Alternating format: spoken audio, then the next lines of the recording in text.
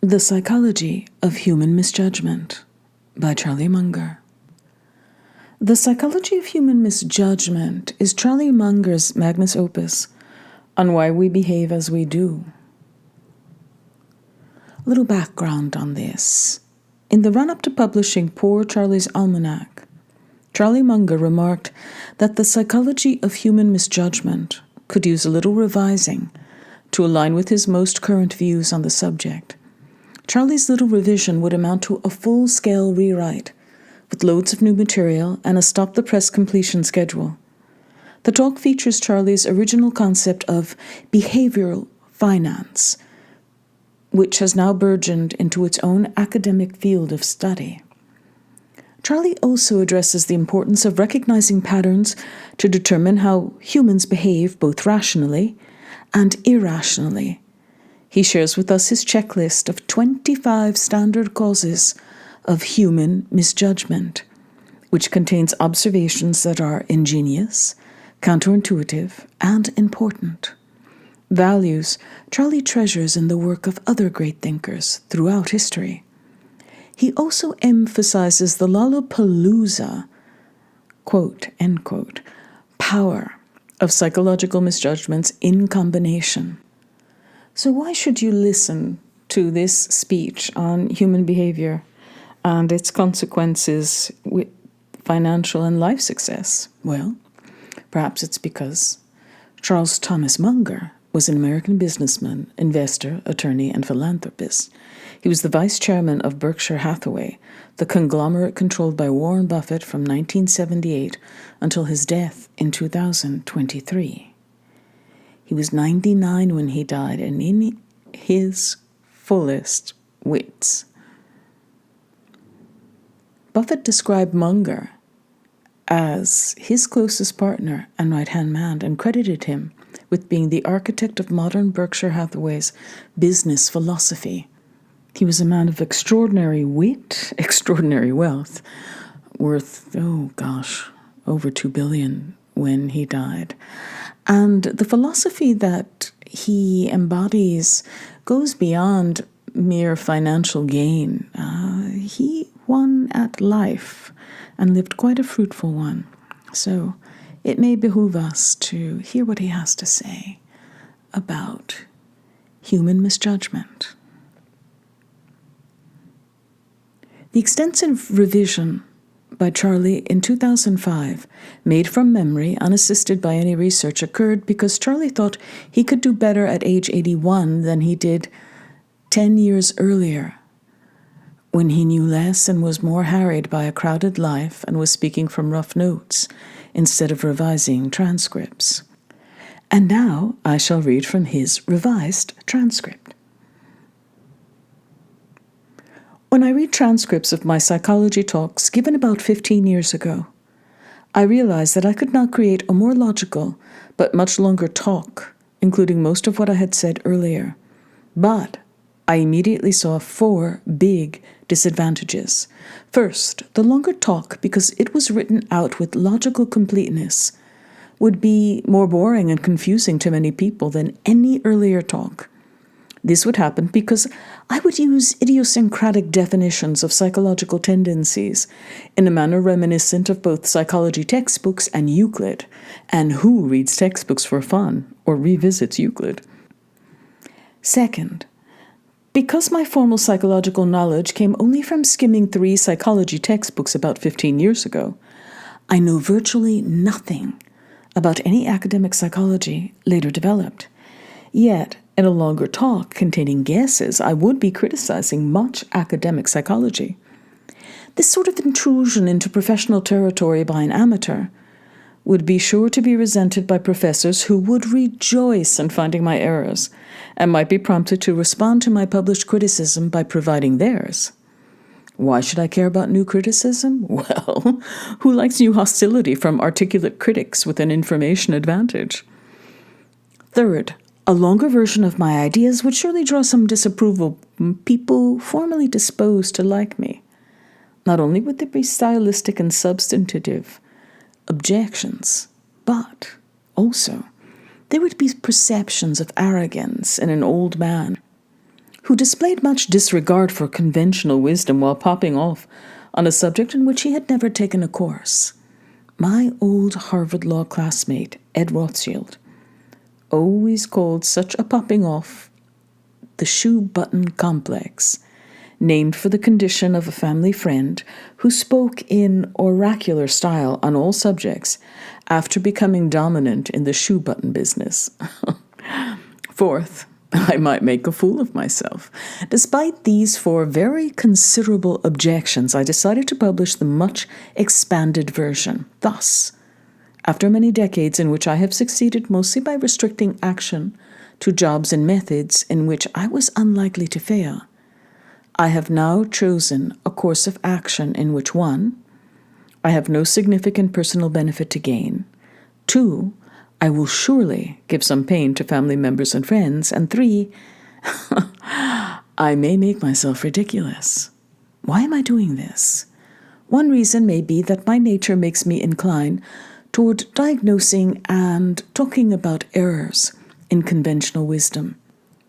And despite years of being smoothed out by the hard knocks that were inevitable for one with my attitude, I don't believe life ever knocked all the boy's brashness out of the man. A second reason for my decision is my approval of the attitude of Diogenes when he asked, "Of what use is a philosopher who never offends anybody?"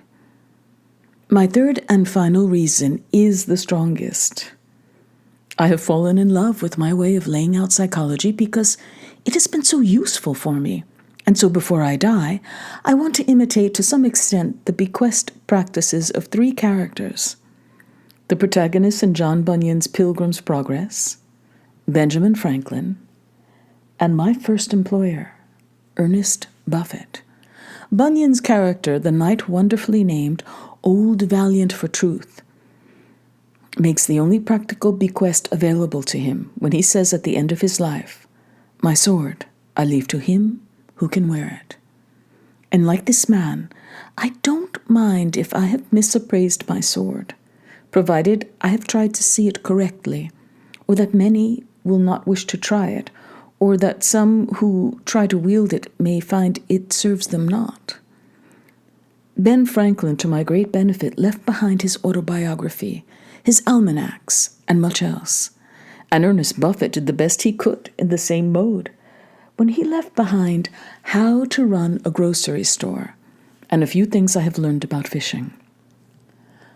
Whether or not this last contribution to the genre was the best, I will not say, but I will report that I have now known 4 generations of Ernest Buffett's descendants, and that the results have encouraged my imitation of the founder. The psychology of human misjudgment. I have long been very interested in standard thinking errors.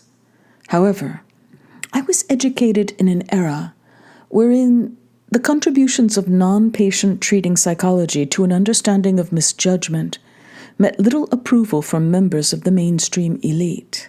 Instead, interest in psychology was pretty well confined to a group of professors who talked and published mostly for themselves, with much natural detriment from isolation and groupthink.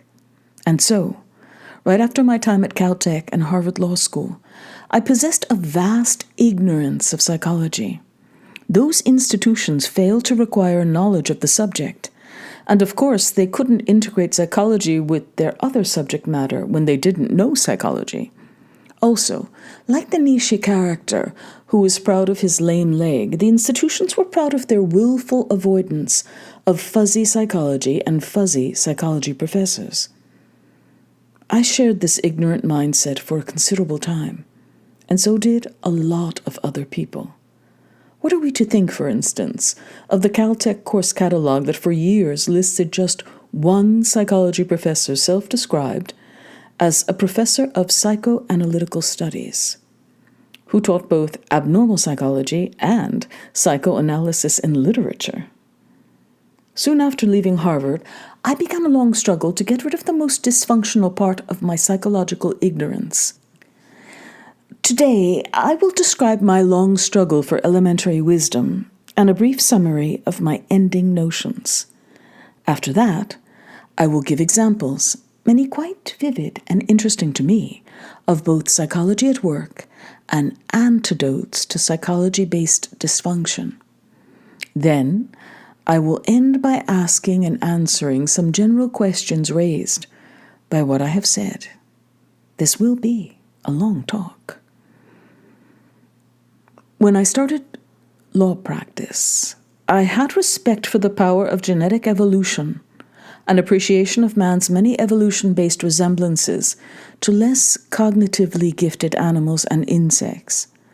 I was aware that man was a social animal, greatly and automatically influenced by behavior he observed in men around him. I also knew that man lived like barnyard animals and monkeys in limited-sized dominance hierarchies, wherein he tended to respect authority and to like and cooperate with his own hierarchy members, while displaying considerable distrust and dislike for competing men not in his own hierarchy. But this generalized evolution-based theory structure was inadequate to enable me to cope properly with the cognition I encountered. I was soon surrounded by much extreme irrationality, displayed in patterns and sub-patterns. So surrounded, I could see that I was not going to cope as well as I wished with life unless I could acquire a better theory structure on which to hang my observations and experiences. By then, my craving for more theory had a long history. Partly, I'd always loved theory as an aid in puzzle solving and as a means of satisfying my monkey-like curiosity. And partly, I had found that theory structure was a superpower in helping one get what one wanted, as I had early discovered in school, wherein I had excelled without labor, guided by theory, while many others without mastery of theory failed despite monstrous effort. Better theory, I thought, had always worked for me, and, if now available, could make me acquire capital and independence faster and better assist everything I loved. And so, I slowly developed my own system of psychology, more or less in the self-help style of Ben Franklin, and with the determination displayed in the refrain of the nursery story, "Then I'll do it myself," said the little red hen. I was greatly helped in my quest by two turns of mind. First, I had long looked for insight by inversion in the intense manner counseled by the great algebraist Jacobi. Quote, "Invert, always invert," end quote. I sought good judgment mostly by collecting instances of bad judgment, then pondering ways to avoid such outcomes. Second, I became so avid a collector of instances of bad judgments that I paid no attention to boundaries between professional territories. After all, why should I search for some tiny, unimportant, hard-to-find new stupidity in my own field, when large, important, easy-to-find stupidity was just over the fence in other fellows' professional territory? Besides, I could already see that the real-world problems didn't neatly lie within territorial boundaries. They jumped right across, and I was dubious of any approach that, when two things were inextricably intertwined and interconnected, would try and think about one thing but not the other. I was afraid if I tried any such restricted approach that I would end up, in the immortal words of John L. Lewis, with no brain at all, just a neck that had haired over. Pure curiosity somewhat later made me wonder how and why destructive cults were often able, over a single long weekend, to turn many tolerably normal people into brainwashed zombies, and thereafter keep them in that state indefinitely. I resolved that I would eventually find a good answer to this cult question, if I could do so by general reading and much musing. I also got curious about social insects.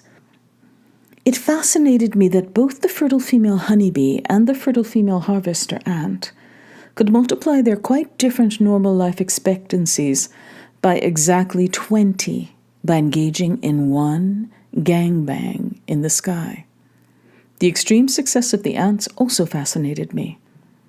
How a few behavioral algorithms cause such extreme evolutionary success grounded in extremes of cooperation within the breeding colony and, almost always, extremes of lethal hostility towards ants outside the breeding colony, even ants of the same species.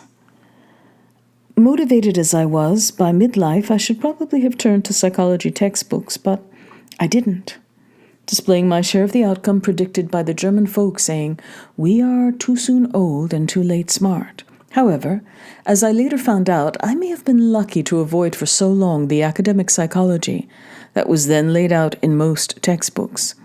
These would not have guided me well with respect to cults, and were often written as if the authors were collecting psychology experiments as a boy collects butterflies, with a passion for more butterflies and more contact with fellow collectors, and little craving for synthesis in what is already possessed. When I finally got to the psychology texts, I was reminded of the observation of Jacob Viner, the great economist, that many an academic is like the truffle hound, an animal so trained and bred for one narrow purpose that it is no good at anything else. I was also appalled by hundreds of pages of extremely non-scientific musing about comparative weights of nature and nurture in human outcomes. And I found that introductory psychology texts, by and large, didn't deal appropriately with the fundamental issue.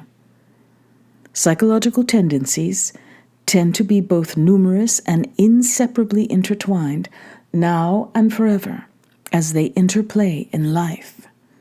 Yet the complex parsing out of effects from intertwined tendencies was usually avoided by the writers of the elementary texts.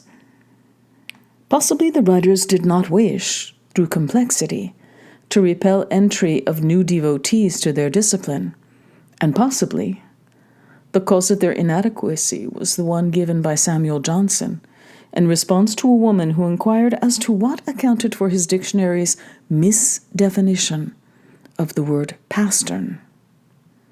"Pure ignorance," Johnson replied. And finally, the text writers showed little interest in describing standard antidotes to standard psychology-driven folly, and they thus avoided most discussion of exactly what most interested me. But academic psychology has some very important merits alongside its defects. I learned this eventually in the course of general reading from a book, Influence, aimed at a popular audience, by a distinguished psychology professor, Roberto Cialdini, at Arizona State, a very big university. Cialdini had made himself into a super-tenured Regents professor at a very young age by devising, describing, and explaining a vast group of clever experiments in which man manipulated man to his detriment, with all of this made possible by man's intrinsic thinking flaws. I immediately sent copies of Cialdini's books to all my children. I also gave Cialdini a share of Berkshire stock, Class A, to thank him for what he had done for me in the public. Incidentally, the sale by Cialdini of hundreds of thousands of copies of a book about social psychology was a huge feat, considering that Cialdini didn't claim that he was going to improve your sex life or make you any money. Part of Cialdini's large book-buying audience came because, like me, it wanted to learn how to become less often tricked by salesmen and circumstances.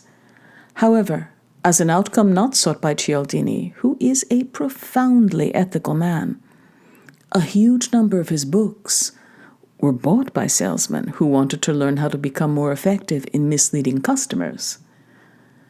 Please remember this perverse outcome when my discussion comes to incentive-caused bias as a consequence of the superpower of incentives.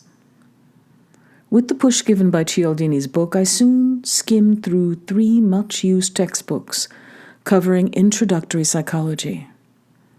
I also pondered considerably while craving synthesis and taking into account all my previous training and experience. The result was Munger's partial summary of the non-patient treating, non-nature versus nurture weighing parts of non-developmental psychology. This material was stolen from its various discoverers, most of whose names I did not even try to learn, often with new descriptions and titles selected to fit Munger's notion of what makes recall easy for Munger, then revised to make Munger's use easy as he seeks to avoid errors. I will start my summary with a general observation that helps explain what follows. This observation is grounded in what we know about social insects. The limitations inherent in evolution's development of the nervous system cells that control behavior are beautifully demonstrated by these insects, which often have a mere 100,000 or so cells in their entire nervous systems, compared to a man's multiple billions of cells in his brain alone. Each ant, like each human, is composed of a living physical structure, plus behavioral algorithms in its nerve cells. In the ant's case, the behavioral algorithms are few in number and almost entirely genetic in origin. The ant learns a little behavior from experiences, but mostly it merely responds to 10 or so stimuli, with a few simple responses programmed into its nervous system by its genes. Naturally, the simple ant behavior has extreme limitations because of its limited nerve system repertoire. For instance, one type of ant, when it smells a pheromone given off by a dead ant's body in the hive, immediately responds by cooperating with other ants in carrying the dead body out of the hive. And Harvard's great E.O. Wilson performed one of the best psychology experiments ever done when he painted dead ant pheromone on a live ant. Quite naturally, the other ants dragged this useful live ant out of the hive, even though it kicked and otherwise protested throughout the entire process. Such is the brain of an ant. It has a simple program of responses that generally work out all right, but which are imprudently used by rote in many cases. Another type of ant demonstrates that the limited brain of ants can be misled by circumstances, as well as by clever manipulation from other creatures. The brain of this ant contains a simple behavioral program that directs the ant, when walking, to follow the ant ahead. And when these ants stumble into walking in a big circle, they sometimes walk round and round until they perish. It seems obvious to me, at least, that the human brain must often operate counterproductively, just like the ants, from unavoidable oversimplicity in its mental process, albeit usually in trying to solve problems more difficult than those faced by ants that don't have to design airplanes. The perception system of man clearly demonstrates just such an unfortunate outcome. Man is easily fooled, either by the cleverly thought-out manipulation of man, by circumstances occurring by accident, or by very effective manipulation practices that man has stumbled into during practice evolution and kept in place because they work so well. One such outcome is caused by a quantum effect in human perception. If stimulus is kept below a certain level, it does not get through. And for this reason, a magician was able to make the Statue of Liberty disappear after a certain amount of magician lingo expressed in the dark. The audience was not aware that it was sitting on a platform that was rotating so slowly below man's sensory threshold that no one could feel the acceleration implicit in the considerable rotation. When a surrounding curtain was then opened in the place on the platform where the statue had earlier appeared, it seemed to have disappeared. And even when perception does get through to man's brain, it is often misweighted because what is registered in perception is in shockingness of apparent contrast, not the standard scientific units that make possible science and good engineering. A magician demonstrates this sort of contrast-based error in your nervous system when he removes your wristwatch without your feeling it. As he does this, he applies slight pressure of touch on your wrist that you would sense if it was the only pressure of touch you were experiencing. But he has concurrently applied another intense pressure of touch on your body, but not on your wrist, swamping the wrist pressure by creating a high contrast touch pressure elsewhere. This high contrast takes the wrist pressure below perception. Some psychology professors like to demonstrate the inadequacy of contrast-based perception by having students put one hand in a bucket of hot water and one hand in a bucket of cold water. They are then suddenly asked to remove both hands and place them in a single bucket of room temperature water. Now, with both hands in the same water, one hand feels as if it has been put in cold water, and the other hand feels as if it has been placed in hot water. When one thus sees perception so easily fooled by mere contrast, where a single temperature gauge could make no error, and realizes that cognition mimics perception in being misled by mere contrast, he is well on the way toward understanding not only how magicians fool one, but also how life will fool one. This can occur through deliberate human manipulation or otherwise, if one doesn't take certain precautions against often wrong effects from generally useful tendencies in his perception and cognition. Man's often wrong but generally useful psychological tendencies are quite numerous and quite different. The natural consequence of this profusion of tendencies is the grand general principle of social psychology. Cognition is ordinarily situation dependent, so that different situations often cause different conclusions, even when the same person is thinking in the same general subject area. With this introductory instruction from ants, magicians, and the grand general principle of social psychology, I will next simply number and list psychology-based tendencies that, while generally useful, often mislead.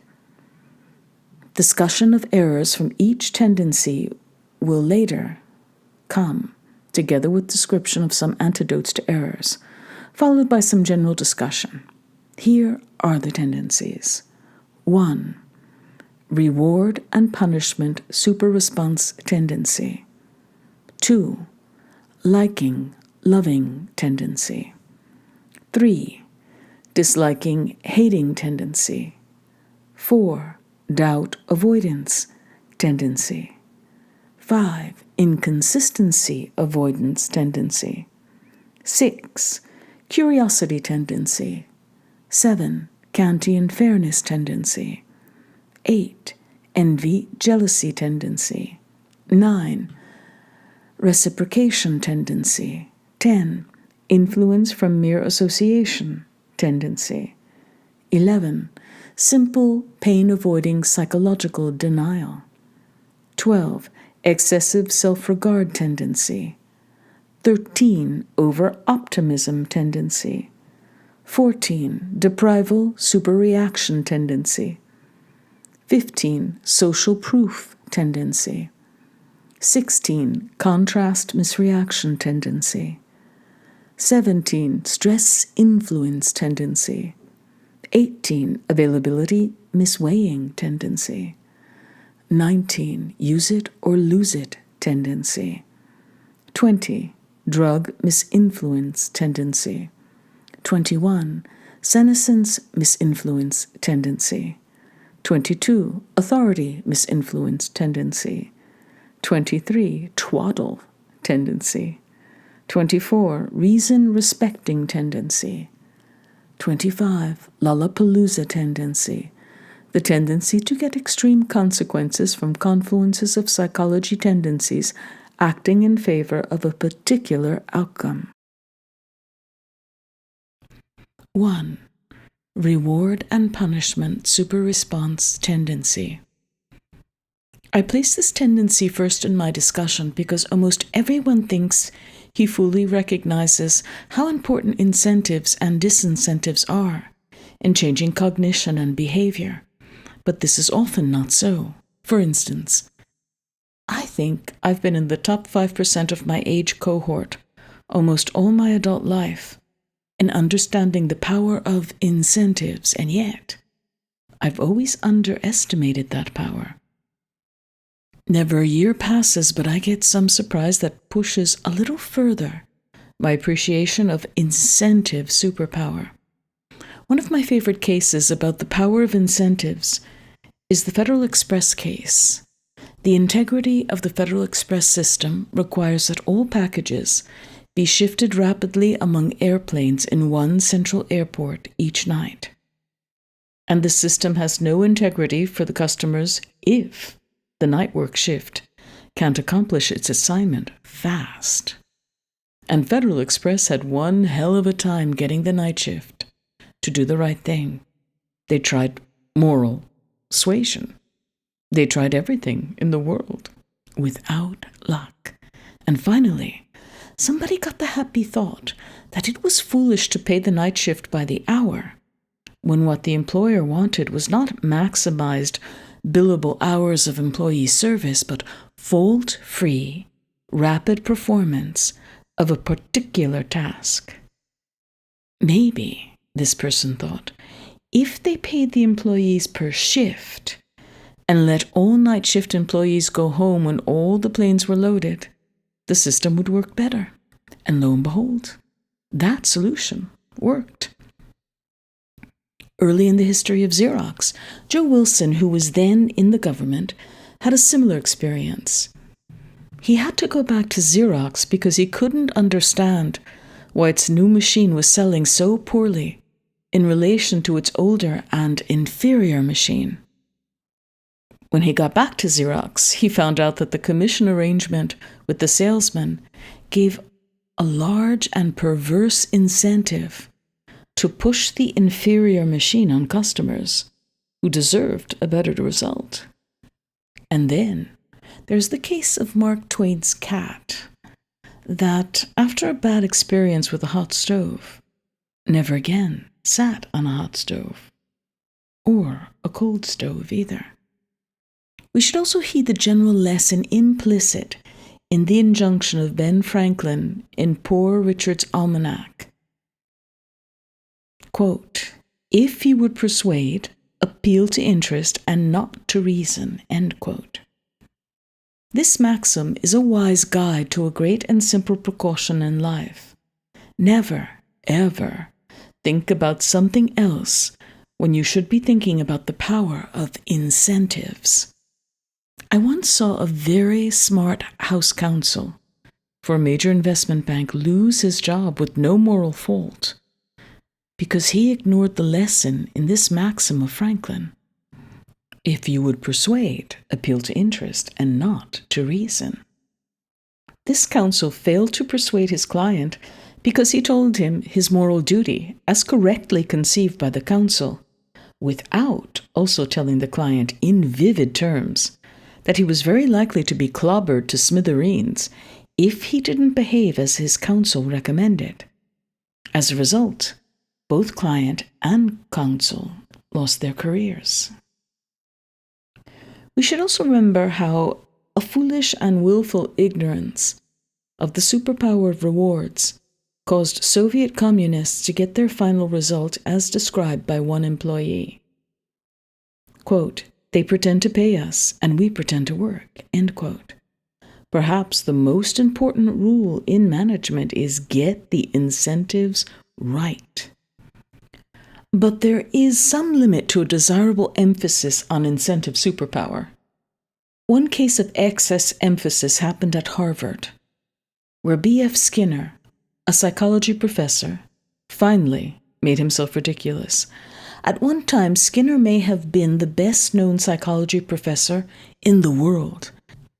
He partly deserved his peak reputation because his early experiments using rats and pigeons were ingenious, and his results were both counterintuitive and important.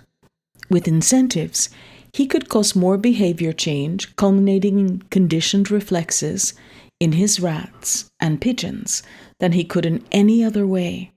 He made obvious the extreme stupidity in dealing with children or employees of rewarding behavior one didn't want more of. Using food rewards, he even caused strong superstitions, pre-designed by himself in his pigeons. He demonstrated again and again a great recurring, generalized behavioral algorithm to nature. Repeat behavior that works. He also demonstrated that prompt rewards worked much better than delayed rewards in changing and maintaining behavior. And once his rats and pigeons had conditioned reflexes caused by food rewards, he found that withdrawal pattern of rewards kept the reflexive behavior longest in place, random distribution. With this result, Skinner thought he had pretty well explained man's misgambling compulsion, whereunder he often foolishly proceeds to ruin. But, as we shall later see when we discuss other psychological tendencies that contribute to misgambling compulsion, he was only partly right. Later, Skinner lost most of his personal reputation, A, by overclaiming for incentive superpower to the point of thinking he could create a human utopia with it, and B, by displaying hardly any recognition of the power of the rest of psychology. He thus behaved like one of Jacob Weiner's truffle hounds, as he tried to explain everything with incentive effects. Nonetheless, Skinner was right in his main idea. Incentives are superpowers.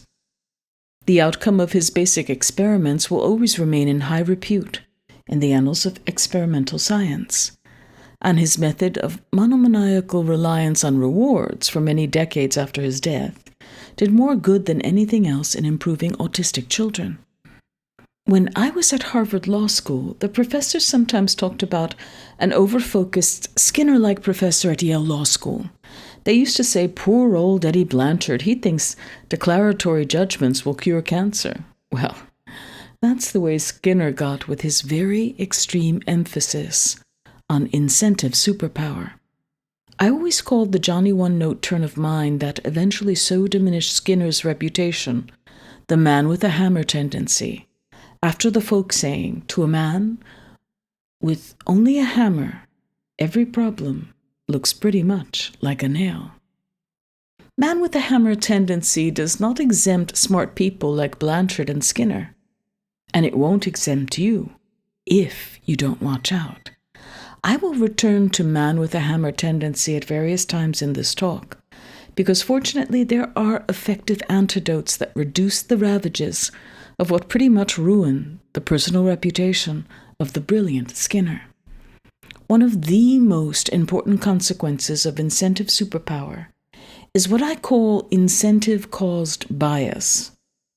A man has an acculturated nature, making him a pretty decent fellow, and yet, driven both consciously and subconsciously by incentives, he drifts into immoral behavior in order to get what he wants, a result he facilitates by rationalizing his bad behavior, like the salesman at Xerox who harmed customers in order to maximize their sales commissions. Here, my early education involved a surgeon who over the years sent bushel baskets full of normal gallbladders down to the pathology lab in the leading hospital in Lincoln, Nebraska, my grandfather's town.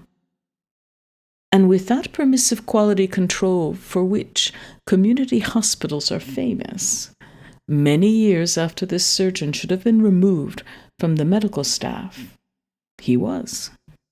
One of the doctors who participated in the removal was a family friend, and I asked him, "Did this surgeon think, here's a way for me to exercise my talents?"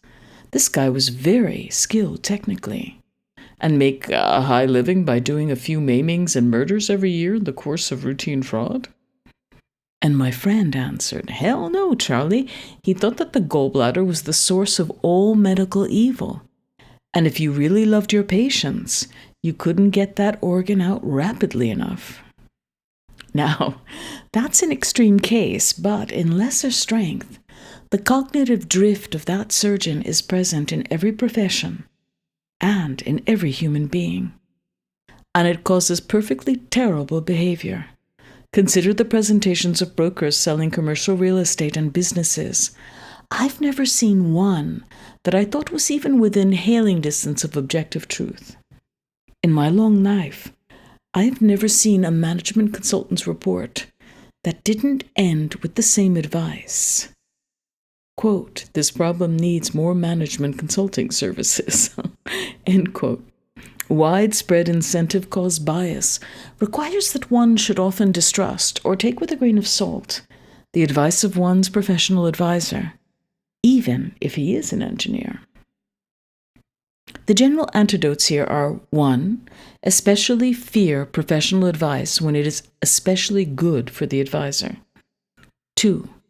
Learn and use the basic elements of your advisor's trade as you deal with your advisor. And 3. Double-check, disbelieve, or replace much of what you're told to the degree that seems appropriate after objective thought. The power of incentives to cause rationalized terrible behavior is also demonstrated by Defense Department procurement history. After the Defense Department had much truly awful experience with misbehaving contractors motivated under contracts paying on a cost plus a percentage of cost basis, the reaction of our republic was to make it a crime for a contracting officer in the Defense Department to sign such a contract. And not only a crime, but a felony. And, by the way, although the government was right to create this new felony, much of the rest of the world is run, including the operation of many law firms and a lot of other firms, is still under what is, in essence, a cost plus a percentage of cost reward system. And human nature, bedeviled by incentive cost bias, causes a lot of ghastly abuse under these standard incentive patterns of the world. And many of the people who are behaving terribly, you would be glad to have married into your family compared to what you're otherwise likely to get. Now, there are huge implications from the fact that the human mind is put together this way. One implication is that people who create things like cash registers, which make dishonest behavior hard to accomplish, are some of the effective saints of our civilization. Because, as Skinner so well knew, bad behavior is intensely habit-forming when it is rewarded. And so, the cash register was a great moral instrument when it was created. And by the way, Patterson, the great evangelist of the cash register, knew that from his own experience, he had a little store, and his employees were stealing him blind, so that he never made any money. Then, people sold him a couple of cash registers, and his store went to profit immediately. He promptly closed the store and went into the cash register business, creating what became the mighty National Cash Register Company, one of the glories of its time. Repeat behavior that works is a behavioral guide that really succeeded for Patterson. After he applied one added twist, and so did high moral condition. An eccentric, inveterate do-gooder, except when destroying competitors, all of which he regarded as would-be patent thieves, Patterson, like Carnegie, pretty well gave away all his money to charity before he died, always pointing out that shrouds have no pockets. So great was the contribution of Patterson's cash register to civilization, and so effectively did he improve the cash register and spread its use, that in the end he probably deserved the epitaph chosen for the Roman poet Horace: "I did not completely die." The strong tendency of employees to rationalize bad conduct in order to get rewards requires many antidotes in addition to the good cash control promoted by Patterson. Perhaps The most important of these antidotes is use of sound accounting theory and practice. This was seldom better demonstrated than at Westinghouse, which had a subsidiary that made loans having no connection to the rest of Westinghouse's businesses. The officers of Westinghouse, perhaps influenced by envy of General Electric, wanted to expand profits from loans to outsiders. Under Westinghouse's accounting practice, provisions for future credit losses on these loans depended largely on the past credit experience of its lending subsidiary, which mainly made loans unlikely to cause massive losses. Now, there are two special classes of loans that naturally cause much trouble for lenders. The first is 95% of value construction loans to any kind of real estate developer. And the second is any kind of construction loan on a hotel. So, naturally, if one was willing to loan approximately 95% of the real cost to a developer constructing a hotel, the loan would bear a much higher than normal interest rate, because the credit loss danger would be much higher than normal. So, sound accounting for Westinghouse and making a big new mass of 95% of value construction loans to hotel developers would have been to report almost no profit or even a loss on each loan, until years later the loan became clearly worth par. But Westinghouse instead plunged into big-time construction lending on hotels, using accounting that made its lending officers look good because it showed extremely high starting income from loans that were very inferior to the loans from which the company had suffered small credit losses in the past. This terrible accounting was allowed by both international and outside accountants for Westinghouse, as they displayed the conduct predicted by the refrain, "Whose bread I eat, his song I sing." The result was billions of dollars of losses. Who was at fault? The guy from the refrigerator division or some similar division, who, as lending officer, was suddenly in charge of loans to hotel developers? Or the accountants and other senior people who tolerated a nearly insane incentive structure, almost sure to trigger incentive cost bias in a lending officer? My answer puts most blame on the accountants and other senior people who created the accounting system. These people became the equivalent of an armored car cash-carrying service that suddenly decided to dispense with vehicles and have unarmed midgets hand-carry its customers' cash through slums and open bushel baskets. I wish I could tell you that this sort of thing no longer happens, but this is not so. After Westinghouse blew up, General Electric's Kidder Peabody subsidiary put a silly computer program in place that allowed a bond trader to show immense fictional profits. And after that, much accounting became even worse, perhaps reaching its nadir at Enron. And so, incentive-caused bias is a huge, important thing, with highly important antidotes, like the cash register and a sound accounting system. But when I came years ago to the psychology texts, I found that while they were about 1,000 pages long, there was little therein that dealt with incentive-caused bias, and no mention of Patterson or sound accounting systems.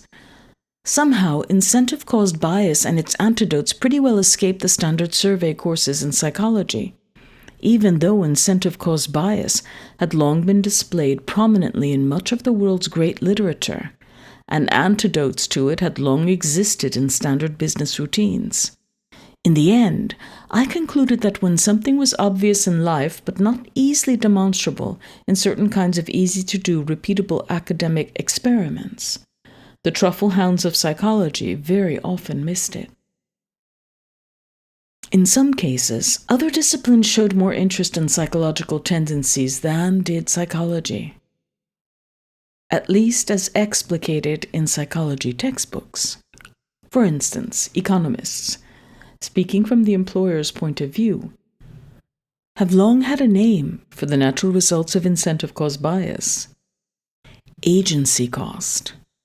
As the name implies, the economists have typically known that just as grain is always lost to rats, employers always lose to employees who improperly think of themselves first.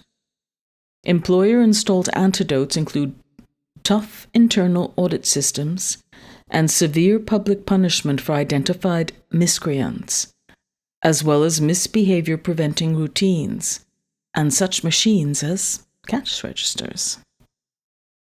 From the employee's point of view, incentive cost bias quite naturally causes opposing abuse from the employer, the sweatshop, the unsafe workplace, etc.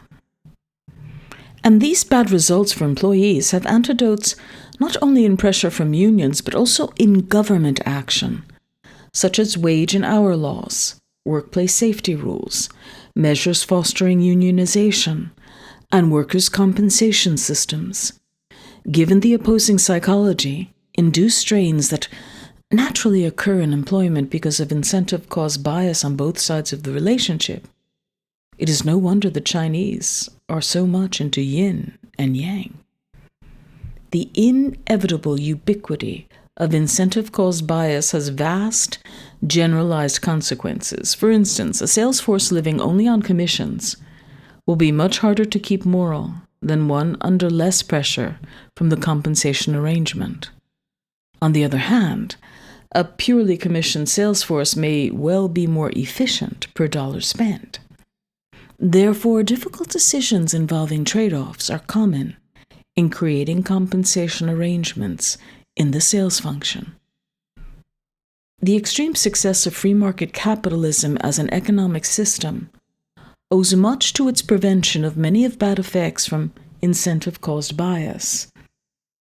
Most capitalist owners in a vast web of free market economic activity are selected for ability by surviving in a brutal competition with other owners, and have a strong incentive to prevent all waste in operations within their ownership. After all, they live on the difference between their competitive prices and their overall costs, and their businesses will perish if costs exceed sales. Replace such owners by salaried employees of the state, and you will normally get a substantial reduction in overall efficiency, as each employee who replaces an owner is subject to incentive cost bias, as he determines what service he will give in exchange for his salary, and how much he will yield to peer pressure from many fellow employees who do not desire his creation of any strong performance model.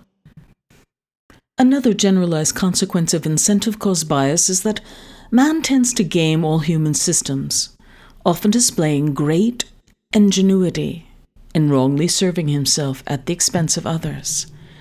Anti-gaming features, therefore, constitute a huge and necessary part of almost all system design.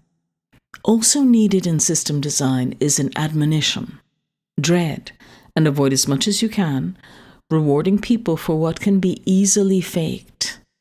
Yet our legislators and judges, usually including many lawyers educated in eminent universities, often ignore this injunction, and society consequently pays a huge price in the deterioration of behavior and efficiency, as well as the incurrence of unfair costs and wealth transfers.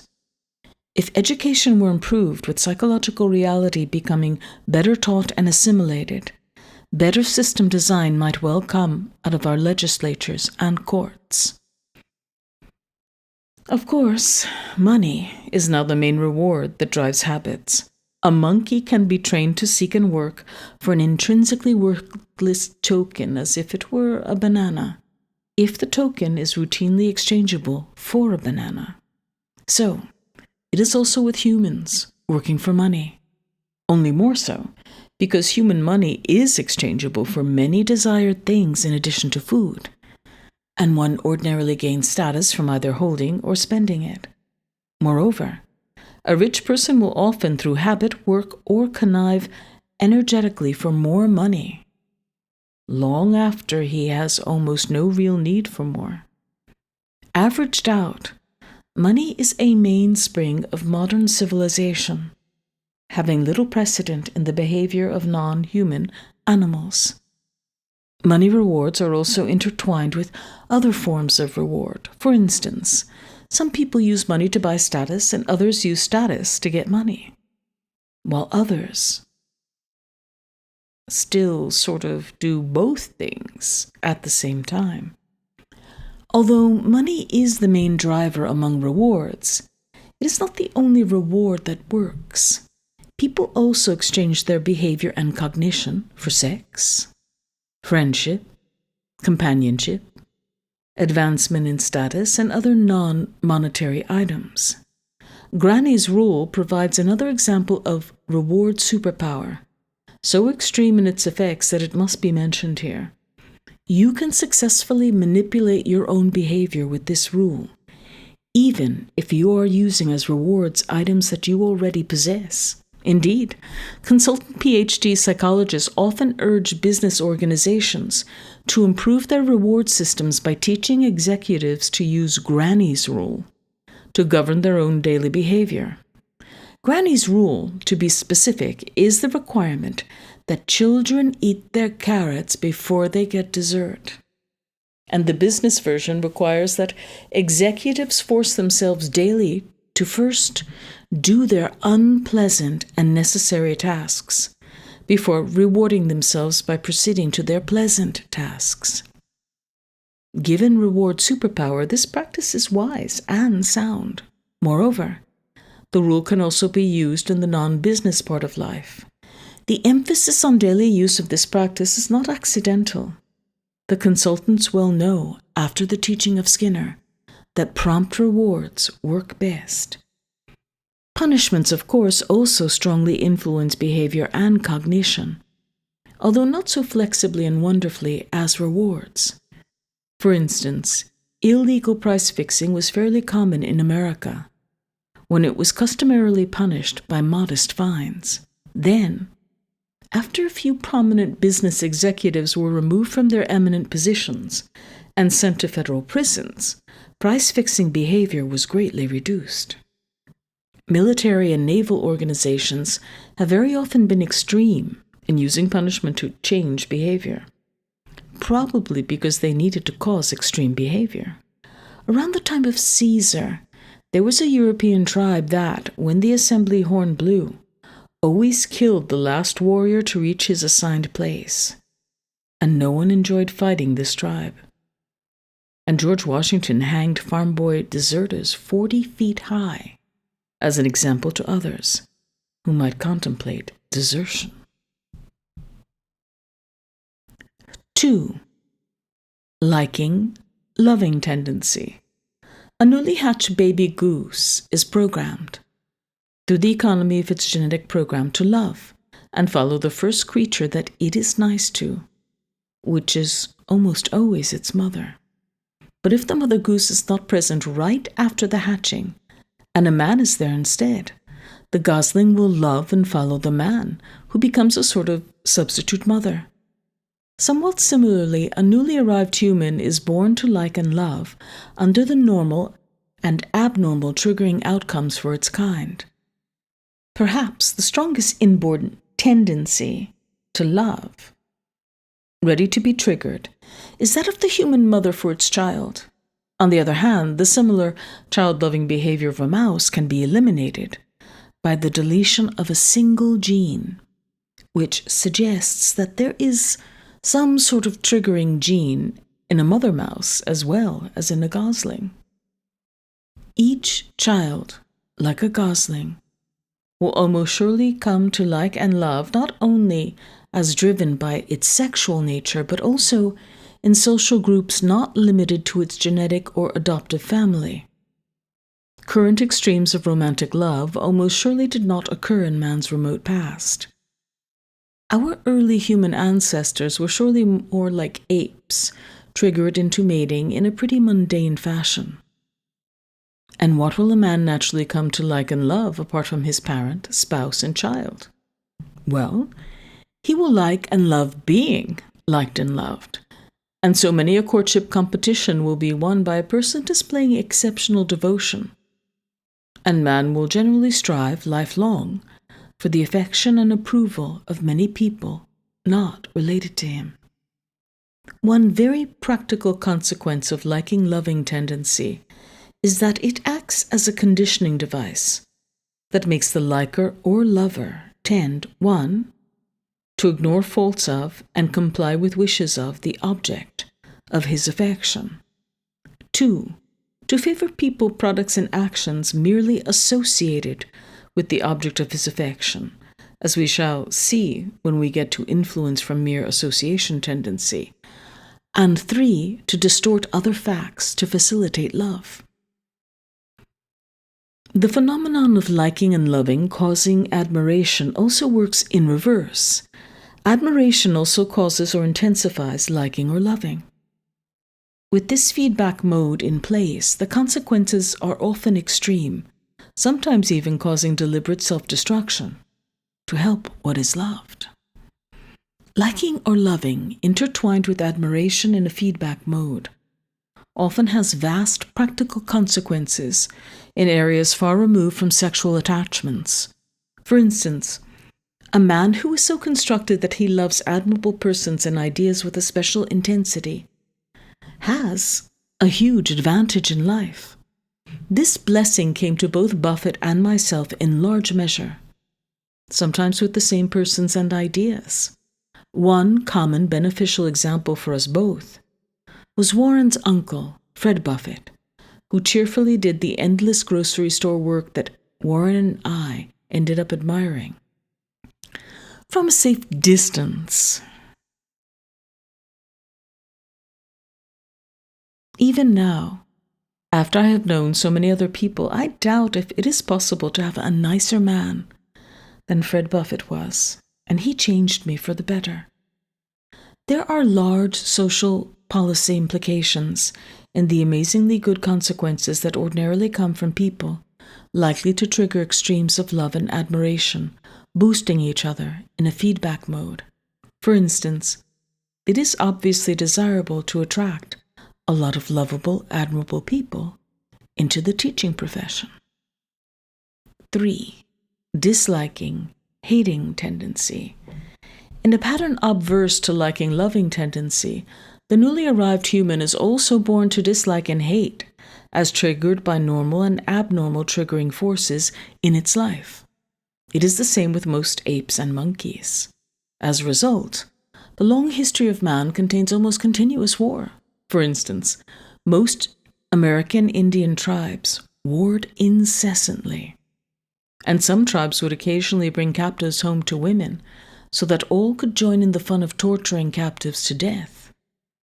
Even with the spread of religion and the advent of advanced civilization, much modern war remains pretty savage. But we also get what we observe in present-day Switzerland and the United States, or in the clever political arrangements of man channel the hatreds and dislikings of individuals and groups into non-lethal patterns, including elections. But the dislikings and hatreds never go away completely. Born into man, these driving tendencies remain strong. Thus, we get maxims like the one from England: politics is the art of marshalling hatreds. And we also get the extreme popularity of very negative political advertising in the United States. At the family level, we often see one sibling hate his other siblings and litigate with them endlessly if he can afford it. Indeed, a wag named Buffett has repeatedly explained to me that a major difference between rich and poor people is that the rich people can spend their lives suing their relatives. My father's law practice in Omaha was full of such intra-family hatreds, and when I got to Harvard Law School and its professors taught me property law with no mention of sibling rivalry in the family business, I appraised the school as a pretty unrealistic place that wore blinders like the milk wagon horses of yore. My current guess is that sibling rivalry has not yet made it into the property law as taught at Harvard.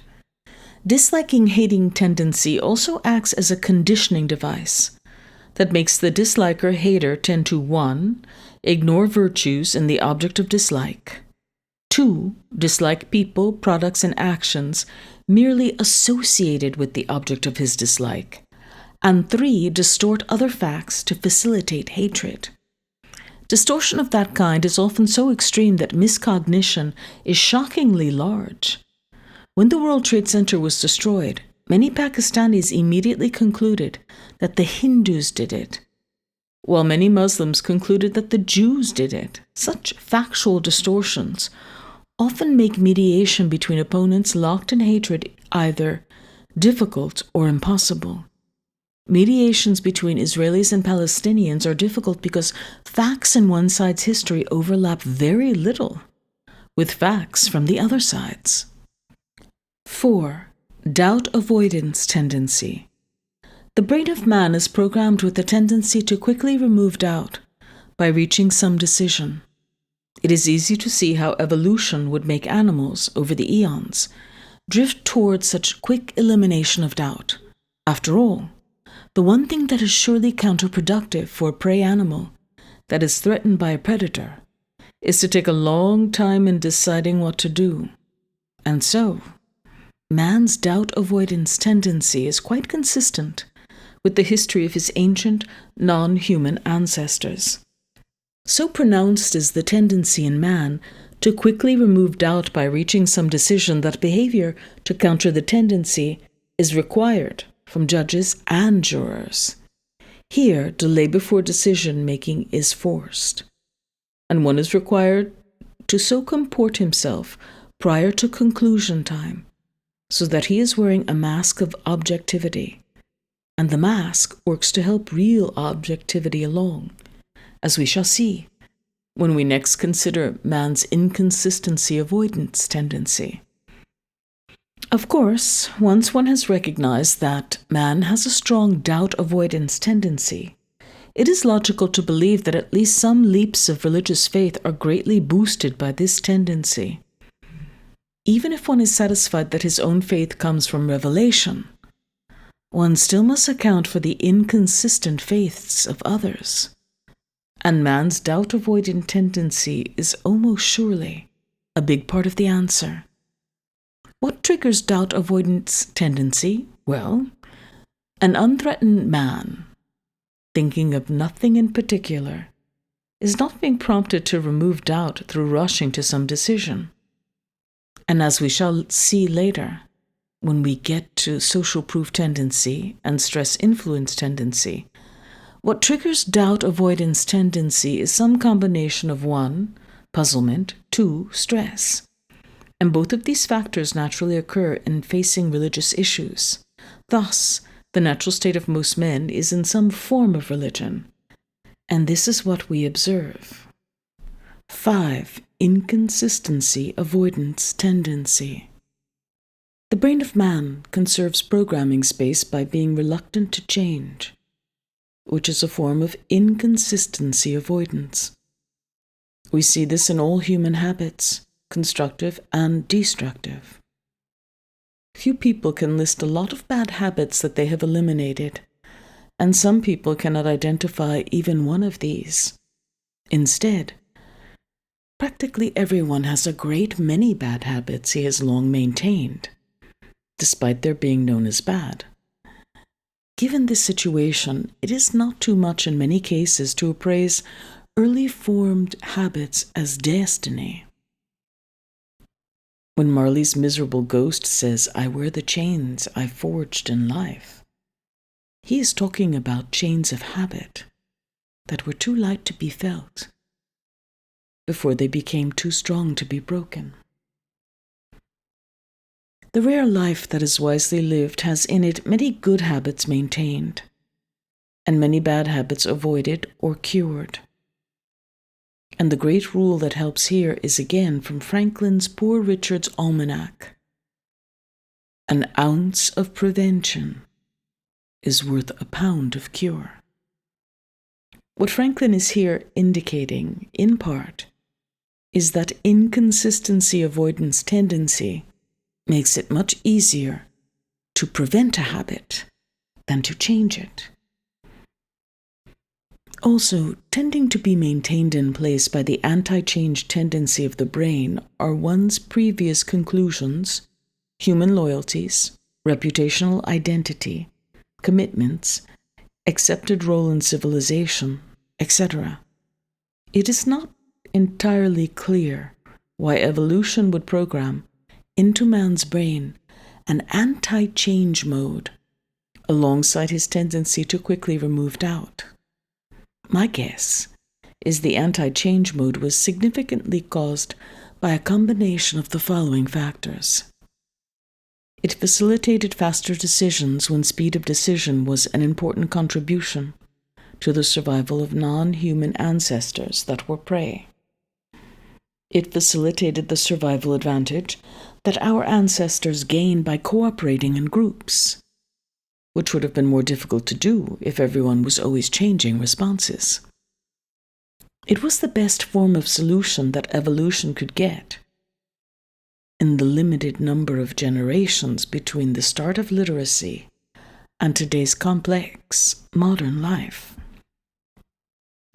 It is easy to see that a quickly reached conclusion, triggered by doubt avoidance tendency, when combined with a tendency to resist any change in that conclusion, will naturally cause a lot of errors in cognition for modern man. And so, it observably works out. We all deal much with others whom we correctly diagnose as imprisoned in poor conclusions that are maintained by mental habits they formed early and will carry to their graves. So great is the bad decision problem caused by inconsistency avoidance tendency that our courts have adopted important strategies against it.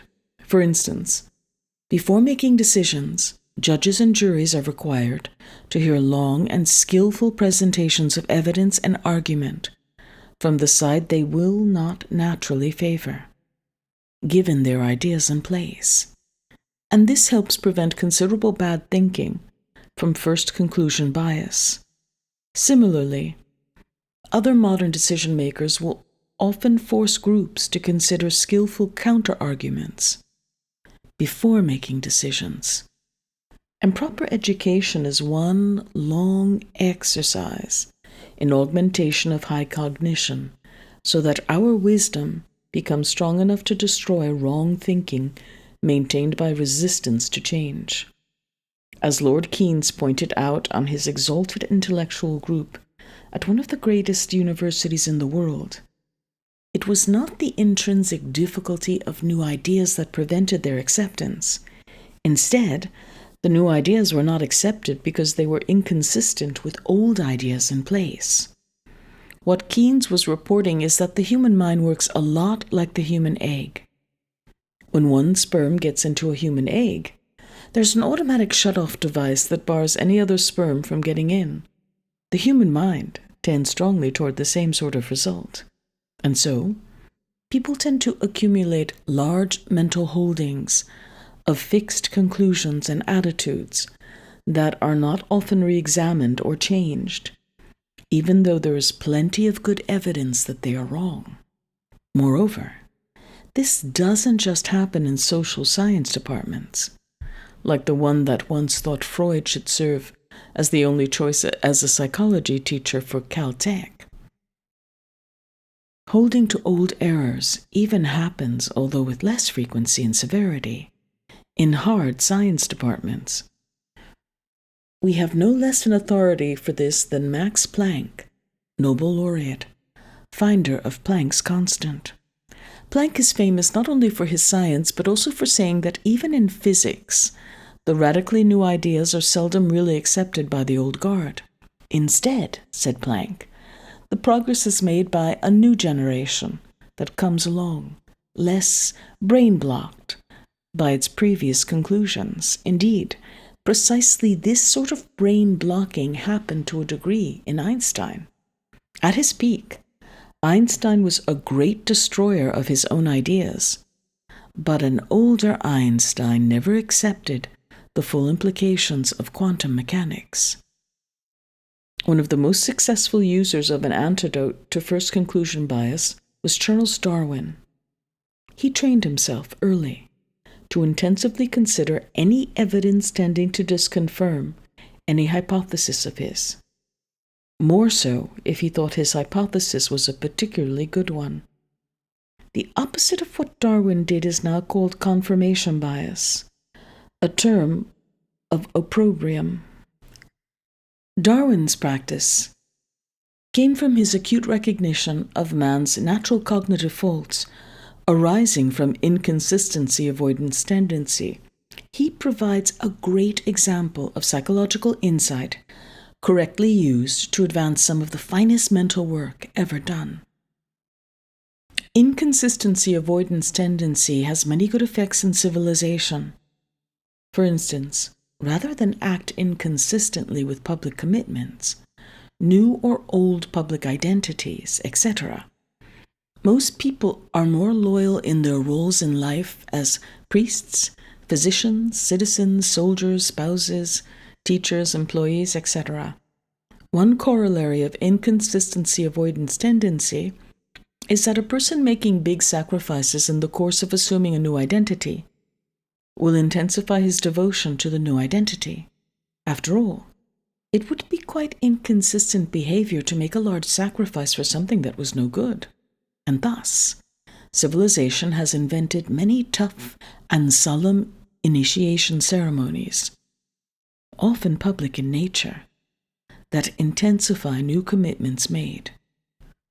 Tough initiation ceremonies can intensify bad conduct as well as good. The loyalty of the new made-man mafia member or the military officer, making the required blood oath of loyalty to Hitler, was boosted through the triggering of inconsistency avoidance tendency. Moreover, the tendency will often make man a patsy of manipulative compliance practitioners who gain advantage from triggering his subconscious inconsistency avoidance tendency. Few people demonstrated this process better than Ben Franklin. As he was rising from obscurity in Philadelphia and wanted the approval of some important man, Franklin would often maneuver the man into doing Franklin some unimportant favor, like lending Franklin a book. Thereafter, the man would admire and trust Franklin more, because a non-admired and non-trusted Franklin would be inconsistent with the appraisal implicit in lending Franklin the book. During the Korean War, this technique of Franklin's was the most important feature of the Chinese brainwashing system that was used on enemy prisoners. Small step by small step, the technique often worked better than torture in altering prisoner cognition in favor of Chinese captors. The practice of Franklin, whereunder he got approval from someone by maneuvering him into treating Franklin favorably, works viciously well in reverse. When one is maneuvered into deliberately hurting some other person, one will tend to disapprove or even hate that person.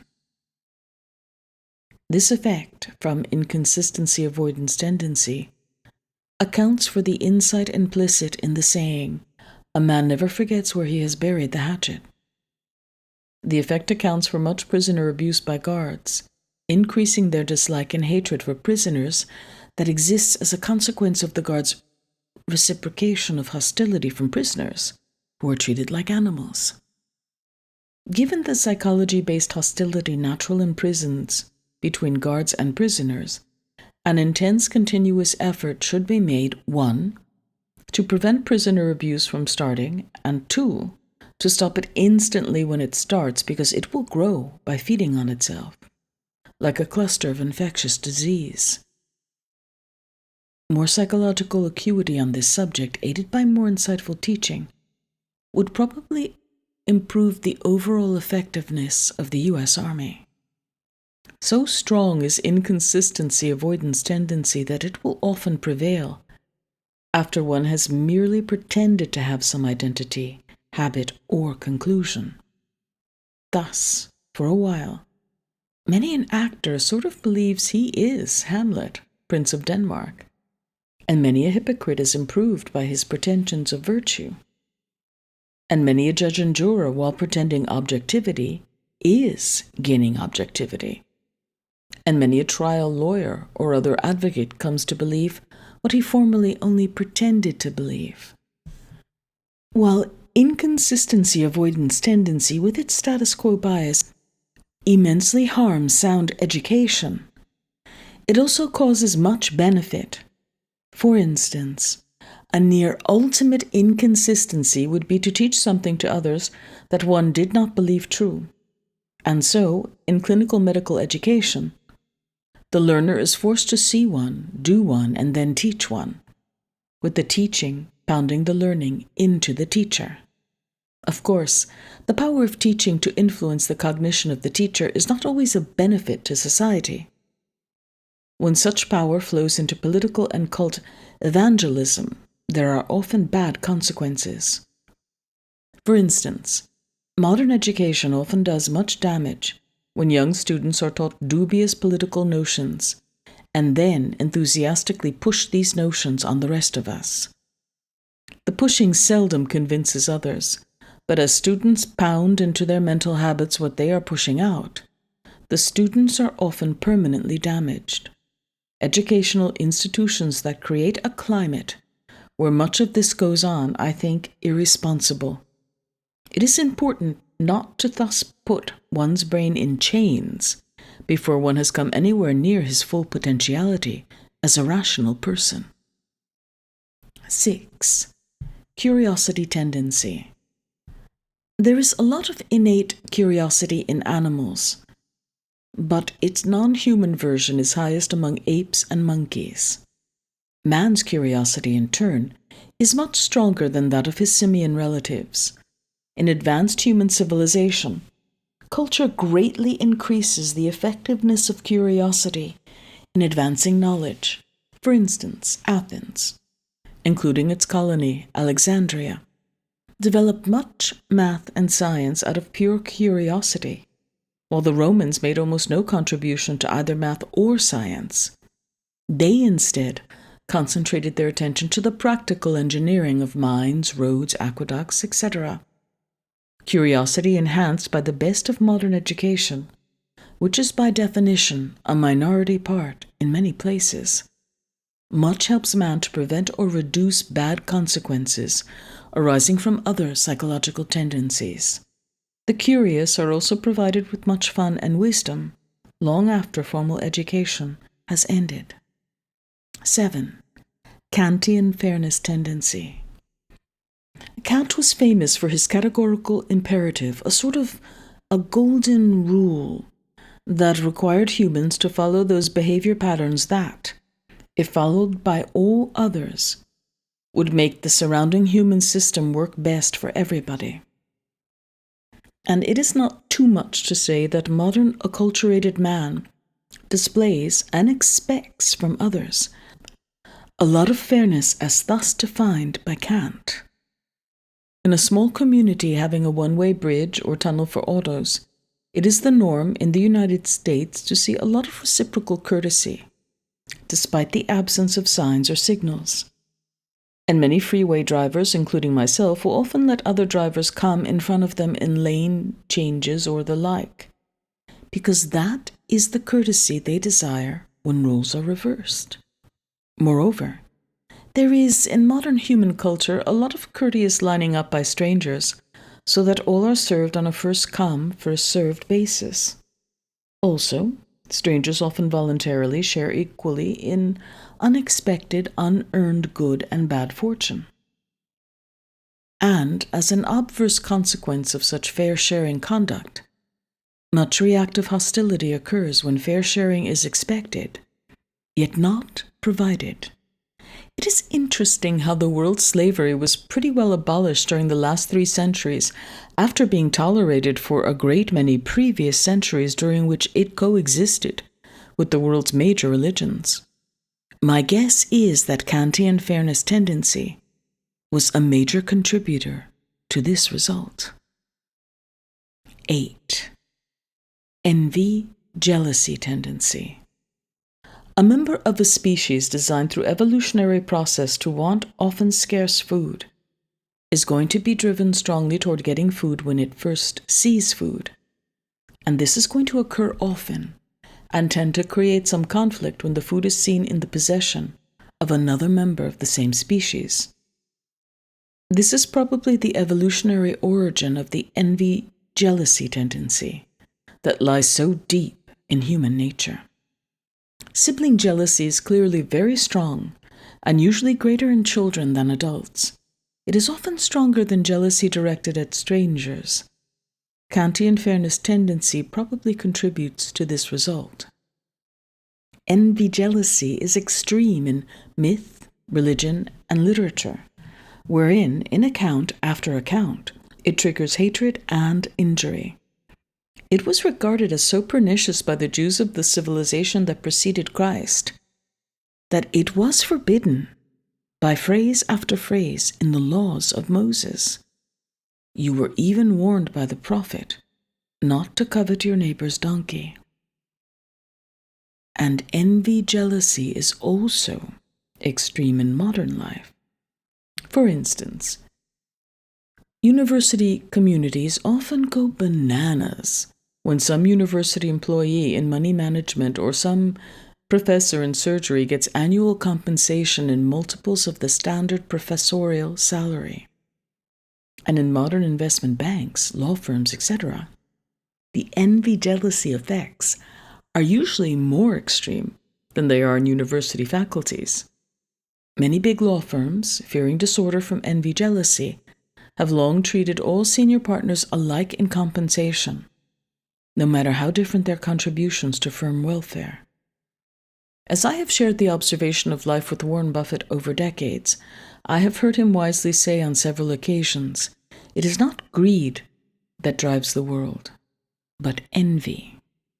And because this is roughly right, one would expect a vast coverage of envy-jealousy in psychology textbooks, but no such vast coverage existed when I read my 3 textbooks. Indeed, the very words envy and jealousy were often absent from indexes. Non-discussion of envy-jealousy is not a phenomenon confined to psychology texts. When did any of you last engage in any large group discussion of some issue wherein adult envy-jealousy was identified as the cause of someone's argument? There seems to be a general taboo against any such claim. If so, what accounts for the taboo? My guess is that people widely and generally sense that labeling some position as driven by envy-jealousy will be regarded as extremely insulting to the position taker. More possibly so when the diagnosis is correct than when it's wrong. And if calling a position envy-driven is perceived as the equivalent of describing its holder as a childish mental basket case, then it is quite understandable how a general taboo has arisen. But should this general taboo extend to psychology texts, when it creates such a large gap in the correct psychological explanation of what is widespread and important? My answer is no. 9. Reciprocation tendency. The automatic tendency of humans to reciprocate both favors and disfavors has long been noticed as extreme as it is in apes, monkeys, dogs, and many less cognitively gifted animals. The tendency clearly facilitates group cooperation for the benefit of members. In this respect, it mimics much genetic programming of the social insects. We see the extreme power of the tendency to reciprocate disfavors in some wars, wherein it increases hatred to a level causing very brutal conduct. For long stretches in many wars, no prisoners were taken, the only acceptable enemy being a dead one. And sometimes that was not enough, as in the case of Genghis Khan, who was not satisfied with corpses. He insisted on their being hacked into pieces. One interesting mental exercise is to compare Genghis Khan, who exercised extreme lethal hostility toward other men, with ants that display extreme lethal hostility toward members of their own species that are not part of their breeding colony. Genghis looks sweetly lovable when compared to the ants. The ants are more disposed to fight and fight with extreme cruelty Indeed, E.O. Wilson once waggishly suggested that if ants were suddenly to get atom bombs, all ants would be dead within 18 hours. What both human and ant history suggest is, one, that nature has no general algorithm making intraspecies turn the other cheek behavior a booster of species survival. Two, that it is not clear that a country would have good prospects were to abandon all reciprocate disfavor tendency directed at outsiders.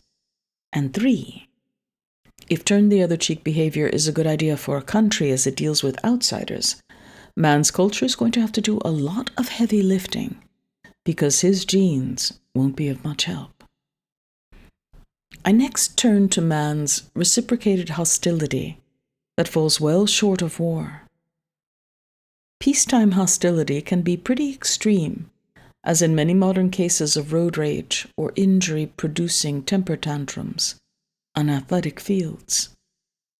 The standard antidote to one's overactive hostility is to train oneself to defer reaction. As my smart friend Tom Murphy so frequently says, you can always tell the man off tomorrow, if it is such a good idea. Of course, the tendency to reciprocate favor for favor is also very intense, so much so that it occasionally reverses the course of reciprocated hostility. Weird pauses in fighting have sometimes occurred right in the middle of wars, triggered by some minor courtesy or favor on the part of one side, followed by favor reciprocation from the other side, and so on, until fighting stopped for a considerable period.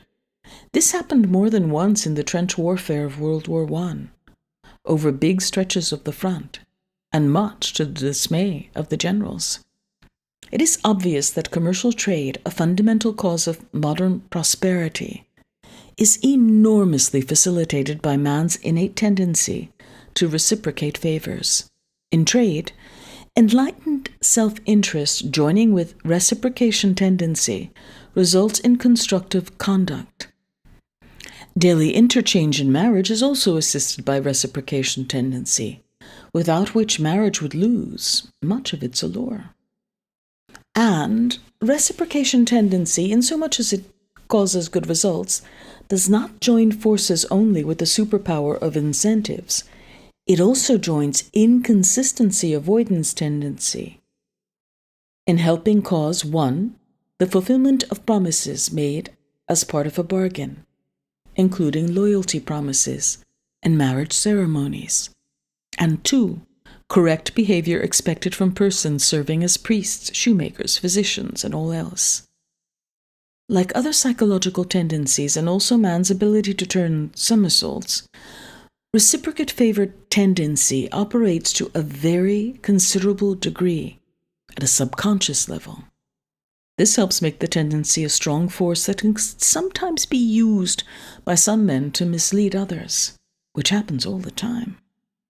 For instance, when an automobile salesman graciously steers you into a comfortable place to sit and gives you a cup of coffee, you are very likely being tricked by this small courtesy alone into parting with an extra $500. This is far from the most extreme case of sales success that is rooted in a salesman dispensing minor favors. However, in this scenario of buying a car, you are going to be disadvantaged by parting with an extra $500 of your own money. This potential loss will protect you to some extent. But suppose you are the purchasing agent of someone else, a rich employer, for instance. Now, the minor favor you receive from the salesman is less opposed by the threat of extra cost to you, because someone else is paying the extra cost. Under such circumstances, the salesman is often able to maximize his advantage, particularly when government is the purchaser. Wise employees, therefore, try to oppose reciprocate favor tendencies of employees engaged in purchasing. The simplest antidote works best. Don't let them accept any favors from vendors. Sam Walton agreed with this idea of absolute prohibition. He wouldn't let purchasing agents accept so much as a hot dog from a vendor. Given the subconscious level at which much reciprocation tendency operates, this policy of Walton's was profoundly correct. If I controlled the Defense Department, its policies would mimic Walton's. In a famous psychology experiment, Cialdini brilliantly demonstrated the power of compliance practitioners to mislead people by triggering their subconscious reciprocation tendency. Carrying out this experiment, Cialdini caused his compliance practitioners to wander around his campus and ask strangers to supervise a bunch of juvenile delinquents on a trip to a zoo. Because this happened on campus, 1 person in 6 out of a large sample actually agreed to do this. After accumulating this 1 in 6 statistic, Cialdini changed his procedure. His practitioners next wandered around the campus, asking strangers to devote a big chunk of time every week for 2 years to the supervision of juvenile delinquents. This ridiculous request got him a 100% rejection rate. But the practitioner had a follow-up question. Will you at least spend 1 afternoon taking juvenile delinquents to a zoo? This raised Cialdini's former acceptance rate of 1/6 to 1/2, a tripling. What Cialdini's compliance practitioners had done was make a small concession, which was reciprocated by a small concession from the other side.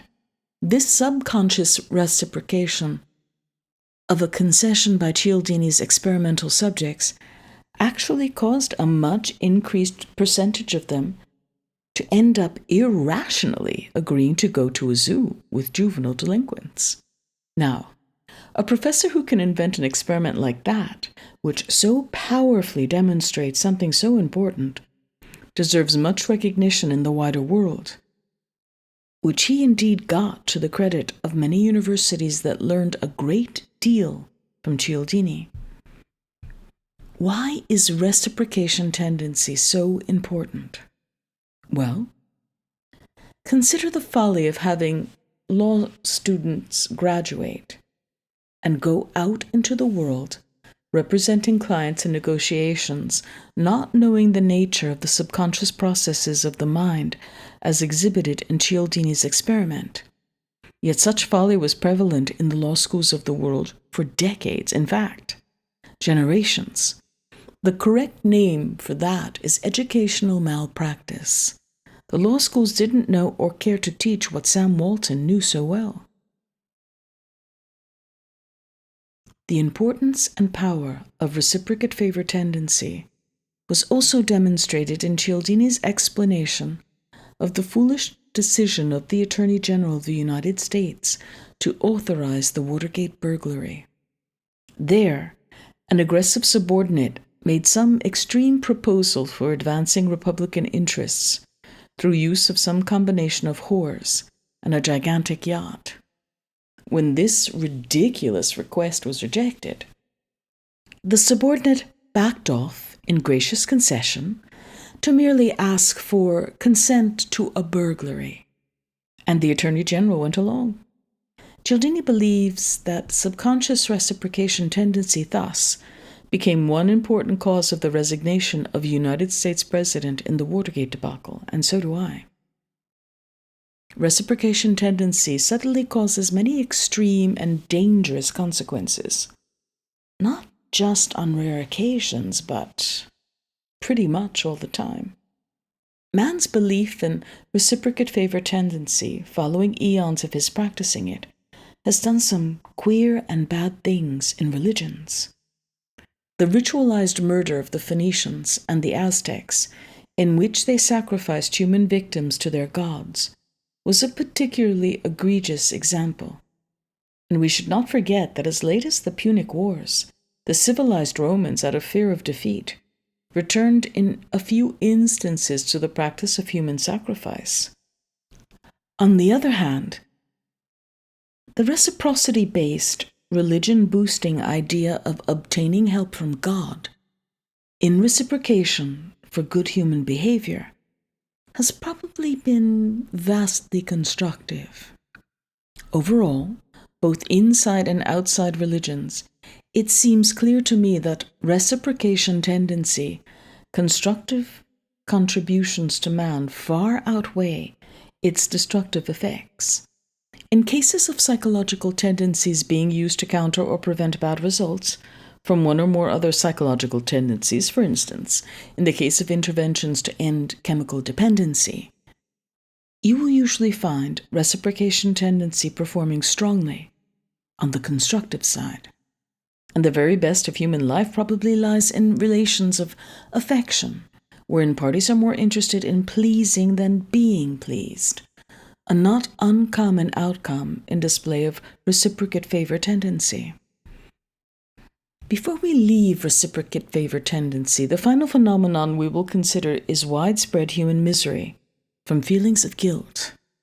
To the extent the feeling of guilt has an evolutionary base, I believe the most probable cause is the mental conflict triggered in one direction by reciprocate favor tendency, and in the opposite direction by reward super response tendency, pushing one to enjoy 100% of some good thing. Of course, human culture has often greatly boosted the genetic tendency to suffer from feelings of guilt. Most especially, religious culture has imposed hard-to-follow ethical and devotional demands on people.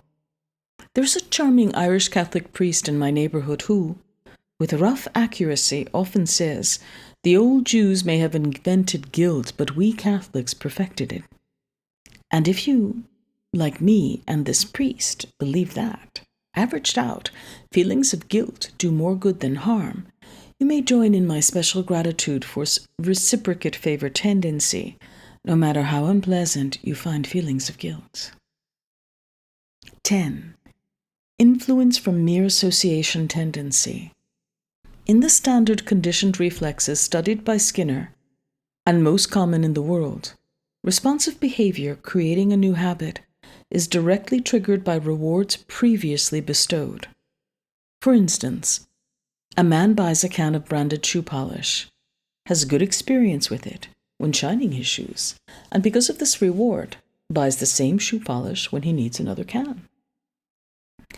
But there is another type of conditioned reflex, wherein mere association triggers a response. For instance, consider the case of many men who have been trained by their previous experience in life to believe that when several similar items are presented for purchase, the one with the highest price will have the highest quality. Knowing this, some seller of an ordinary industrial product will often change his product's trade dress and raise its price significantly, hoping that quality-seeking buyers will be tricked into becoming purchasers by mere association of his product and its high price.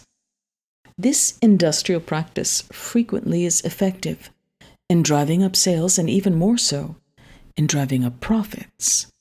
For instance, it worked wonderfully with high-priced power tools for a long time, and it would work better yet with high-priced pumps at the bottom of oil wells. With luxury goods, the process works with a special boost because buyers who pay high prices often gain extra status from thus demonstrating both their good taste and their ability to pay. Even association that appears to be trivial, if carefully planned, can have extreme and peculiar effects on purchasers of products. The target purchaser of shoe polish may like pretty girls, and so he chooses the polish with the pretty girl on the can, or the one with the pretty girl in the last ad for shoe polish that he saw. Advertisers know about the power of mere association. You won't see Coke advertised alongside some account of the death of a child. Instead, Coke ads picture life as happier than reality. Similarly, it is not from mere chance that military bands play such impressive music. That kind of music, appearing in mere association with military service, helps to attract soldiers and keep them in the army. Most armies have learned to use mere association in this successful way. However, the most damaging miscalculations from mere association do not ordinarily come from advertisers and music providers. Some of the most important miscalculations come from what is accidentally associated with one's past success, or one's liking and loving, or one's disliking and hating, which includes a natural hatred for bad news. To avoid being misled by the mere association of some fact with past success, use this memory clue. Think of Napoleon and Hitler when they invaded Russia after using their armies with much success elsewhere. And there are plenty of mundane examples of results like those of Napoleon and Hitler. For example, a man foolishly gambles in a casino and yet wins. This unlikely correlation causes him to try the casino again, or again and again, to his horrid detriment. Or a man gets lucky in an odds-against venture headed by an untalented friend. So influenced, he tries again what worked before, with terrible results. The proper antidotes to being made such a patsy by past success are: 1, to carefully examine each past success, looking for accidental, non-causative factors associated with such success that will tend to mislead as one appraises odds implicit in a proposed new undertaking, and 2, to look for dangerous aspects of the new undertaking that were not present when past success occurred. The damage to the mind that can come from liking and loving was once demonstrated by obviously false testimony given by an otherwise very admirable woman, the wife of a party in a jury case. The famous opposing counsel wanted to minimize his attack on such an admirable woman, yet destroy the credibility of her testimony, and so, in his closing argument, he came to her testimony last. He then shook his head sadly and said, "What are we to make of such testimony? The answer lies in the old rhyme, as the husband is, so the wife is. She is married to a clown, and the grossness of his nature drags her down." The jury disbelieved the woman's testimony. They easily recognized the strong misinfluence of love on her cognition. And we now often see even stronger misinfluence from love as tearful mothers with heartfelt conviction declare before TV cameras the innocence of their obviously guilty sons. People disagree about how much blindness should accompany the association called love. In Poor Richard's Almanac, Franklin counseled, "Keep your eyes wide open before marriage and half shut thereafter." Perhaps this eyes half shut solution is about right, but I favor a tougher prescription. See it like it is and love anyway. Hating and disliking also cause miscalculation triggered by mere association. In business, I commonly see people underappraise both the competency and morals of competitors they dislike. This is a dangerous practice, usually disguised because it occurs on a subconscious basis. Another common bad effect from the mere association of a person and a hated outcome is displayed in Persian messenger syndrome. Ancient Persians actually killed some messengers whose sole fault was that they brought home truthful bad news, say of a battle lost. It was actually safer for the messenger to run away and hide, instead of doing his job as a wiser boss would have wanted it done. And Persian messenger syndrome is alive and well in modern life, albeit in less lethal versions. It is actually dangerous in many careers to be a carrier of unwelcome news. Union negotiators and employer representatives often know this, and it leads to many tragedies in labor relations. Sometimes lawyers, knowing their clients will hate them if they recommend an unwelcome but wise settlement, will carry on to disaster. even in places well known for high cognition.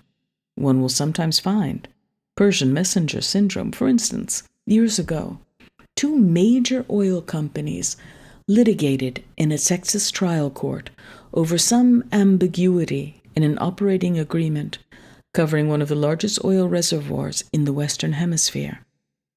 My guess is that the cause of the trial was some general counsel's unwillingness to carry bad news to a strong-minded CEO.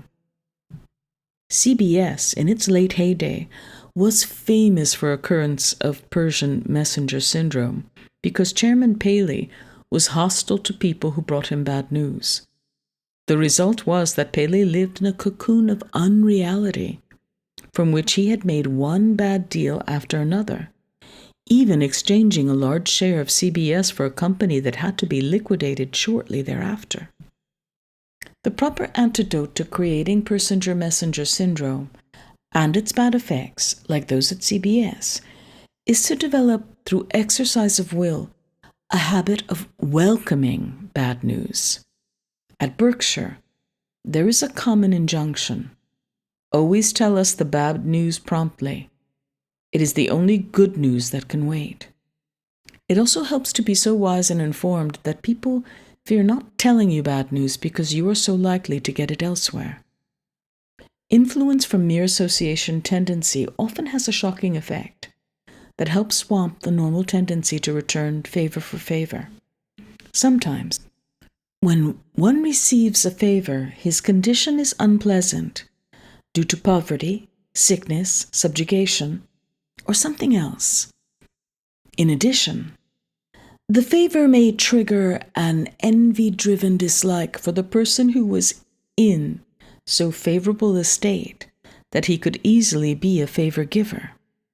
Under such circumstances, the favor receiver, prompted partly by mere association of the favor giver with past pain, will not only dislike the man who helped him, but also try to injure him.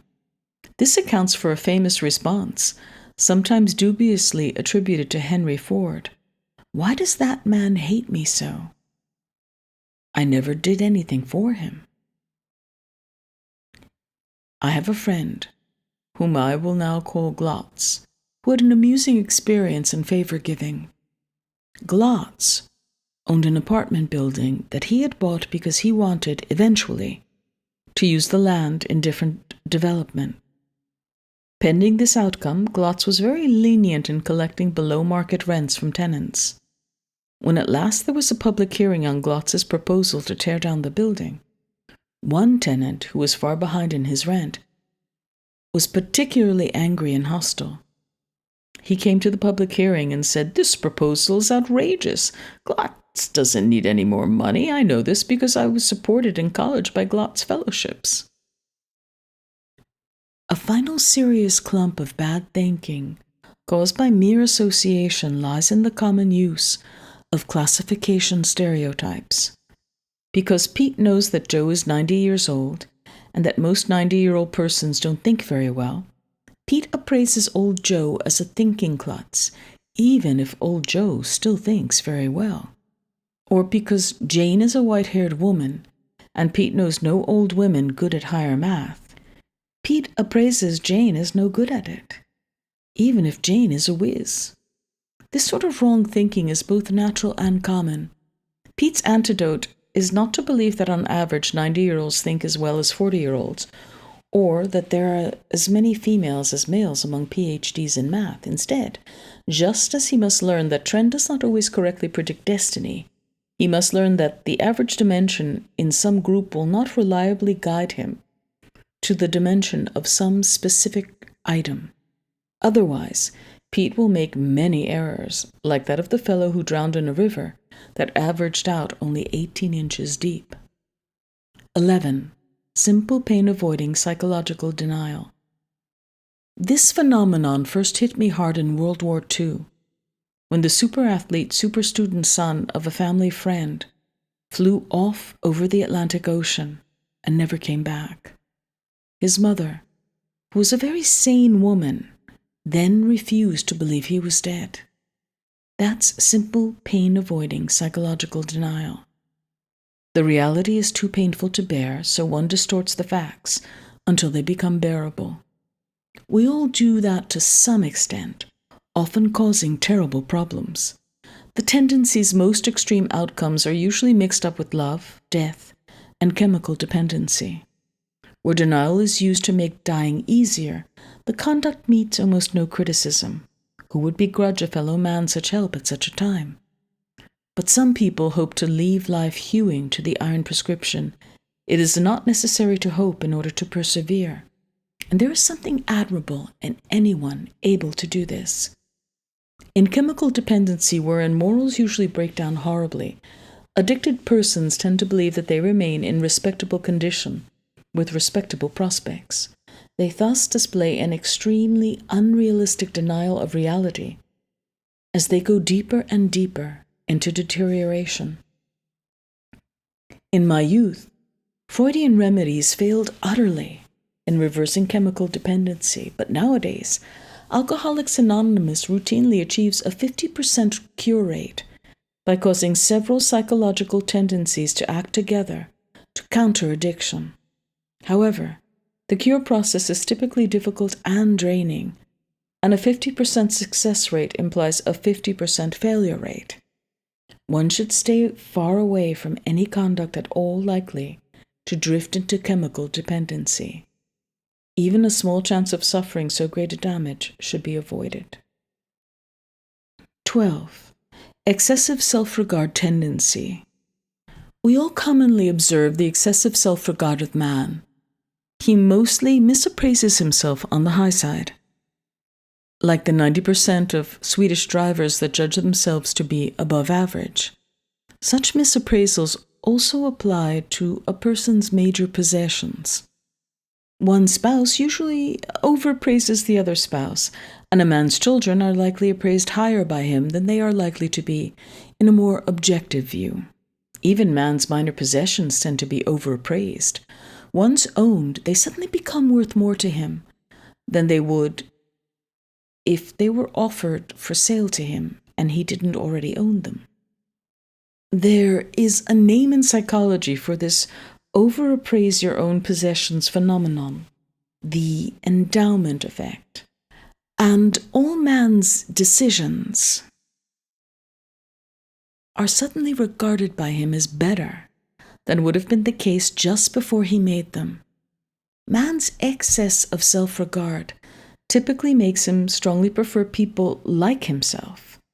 Psychology professors have had much fun demonstrating this effect in lost wallet experiments.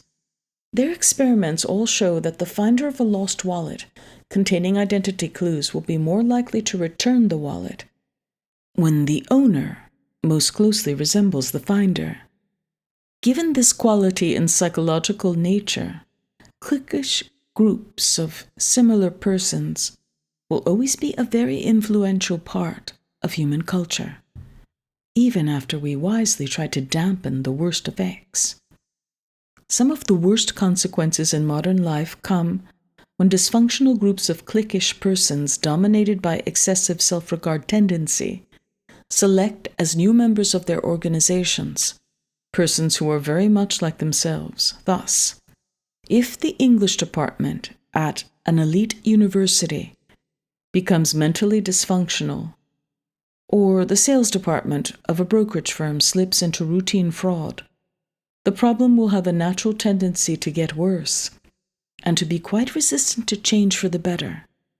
So, also with a police department or a prison guard unit or a political group gone sour, and countless other places mired in evil and folly, such as the worst of our big city teachers' unions that harm our children by preventing discharge of ineffective teachers. Therefore, some of the most useful members of our civilization are those who are willing to clean house when they find a mess under their ambit of control. Well, naturally, all forms of excess of self-regard cause much error. How could it be otherwise? Let us consider some foolish gambling decisions. In lotteries, the play is much lower when numbers are distributed randomly than it is when the player picks his own number. This is quite irrational.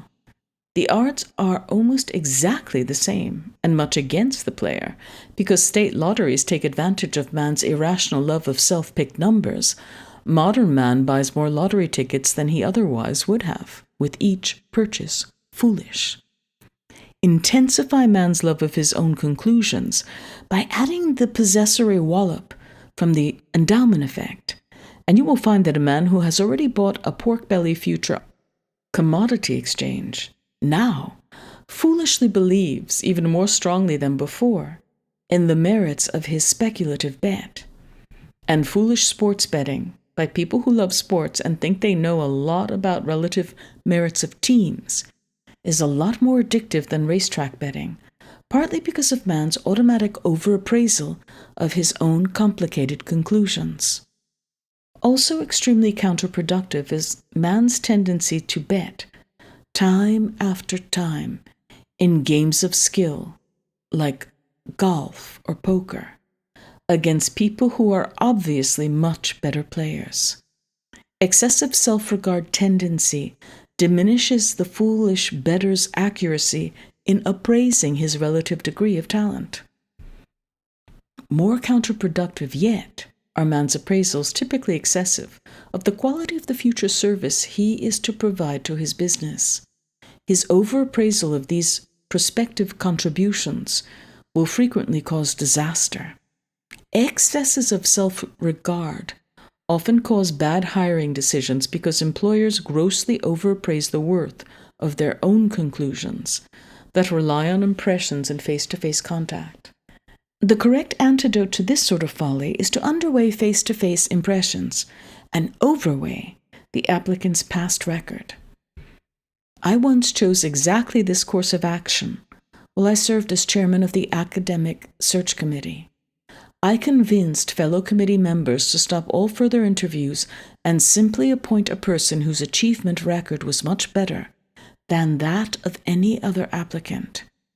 And when it was suggested to me that I wasn't giving academic due process, I replied that I was the one being true to academic values because I was using academic research, showing poor predictive value of impressions from face-to-face interviews.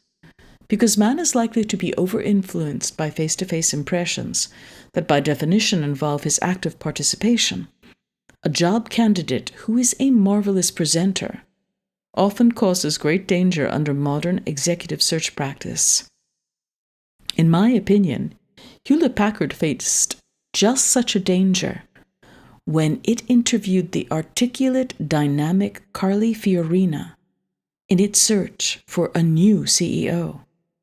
And I believe, one, that Hewlett-Packard made a bad decision when it chose Ms. Fiorina, and two, that this bad decision would not have been made if Hewlett-Packard had taken the methodological precautions it would have taken if it knew more psychology.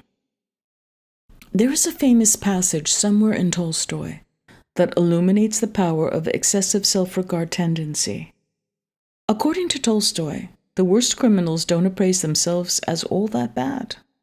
They come to believe that either one, they didn't commit their crimes, or two, that considering the pressures and disadvantages of their lives, it is understandable and forgivable that they behaved as they did and became what they became.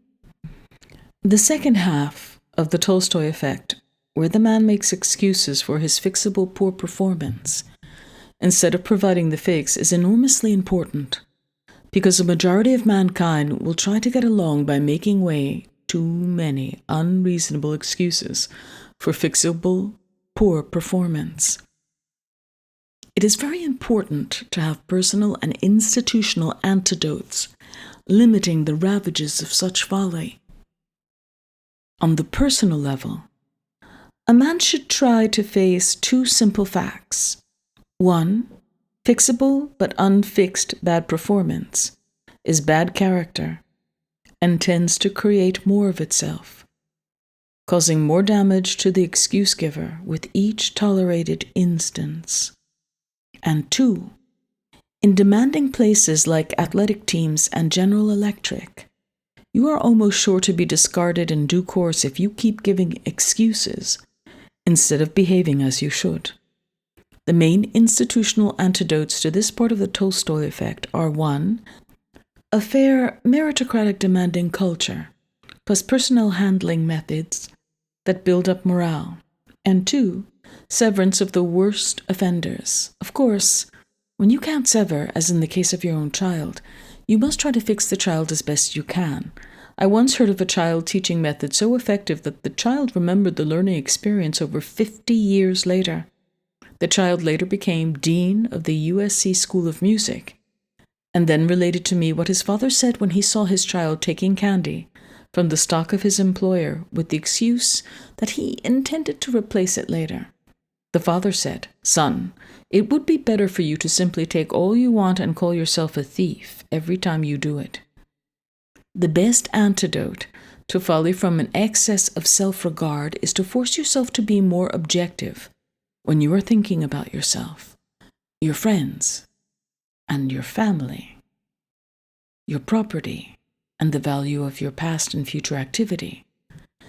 This isn't easy to do well and won't work perfectly, but it will work much better than simply letting psychological nature take its normal course. While an excess of self-regard is often counterproductive in its effects on cognition, it can cause some weird successes from overconfidence that happens to cause success. This factor accounts for the adage, "Never underestimate the man who overestimates himself." Of course, some high self-appraisals are correct and serve better than false modesty. Moreover, self-regard in the form of a justified pride in a job well done, or life well lived, is a large constructive force. Without such justified pride, many more airplanes would crash. Pride is another word generally left out of psychological textbooks, and this omission is not a good idea. It is also not a good idea to construe the Bible's parable about the Pharisee and the publican as condemning all pride. Of all forms of useful pride, perhaps the most desirable is a justified pride in being trustworthy. Moreover, the trustworthy man, even after allowing for the inconveniences of his chosen course, ordinarily has a life that averages out better than he would have if he provided less reliability. 13. Over-optimism tendency. About 3 centuries before the birth of Christ, Demosthenes, the most famous Greek orator, said, "What a man wishes, that also will he believe." Demosthenes parsed out was thus saying that man displays not only simple, pain-avoiding psychological denial, but also an excess of optimism, even when he is already doing well.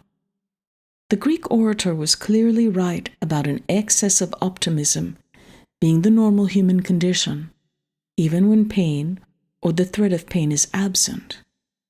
Witness happy people buying lottery tickets or believing that credit furnishing, delivery making grocery stores were going to displace a great many super efficient cash and carry supermarkets. One standard antidote to foolish optimism is trained habitual use of the simple probability math of Fermat and Pascal, taught in my youth to high school sophomores. The mental rules of thumb that evolution gives you to deal with risk are not adequate. They resemble the dysfunctional golf grip you would have if you relied on a grip given by evolution instead of golf lessons.